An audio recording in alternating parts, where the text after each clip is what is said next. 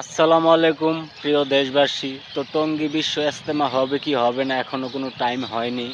তো ইতিমধ্যে আমরা শুনতে পারছি নতুন একটি টাইম বা নতুন একটি তারিখ দেওয়া হয়েছে। কি তারিখ দেওয়া হয়েছে ভাইটি আসলে জানে, ভাইটি বলবে। প্রিয় দেশবাসী, যারা ভিডিওটি দেখতেছেন আমার পক্ষ থেকে তাদেরকে সাদর সম্ভাষণ। কারণ বিশ্ব ইজতেমা অনেকের কাছে হয়ে আছে প্রয়োজন, অনেকটাই শুধুমাত্র দরকার, কিন্তু এ বিষয়ে নির্দিষ্ট টাইম করে দিয়েছে বাংলাদেশ সরকার।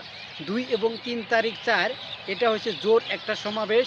এটা বিশ্ব ইজতেমার মাঠে শুরু হয়ে যাবে এবং লাস্ট ডিসিশন যেটা বিশ্ব ইজতেমা, এখানে হাজার হাজার মানুষ যেভাবে হয়ে থাকে জমা, এটা ঘোষণা করে দিয়েছে যেভাবে, সেটা হলো 22, 23, 24 এই 3টা দিন বিশ্ব ইজতেমার কার্যক্রম শুরু করা হবে। তাই আপনারা যারা ভিডিওটি দেখতেছেন এখান থেকে শুনে যাবেন এবং যারা জানেন না তাদেরকে শেয়ার করে দেবেন।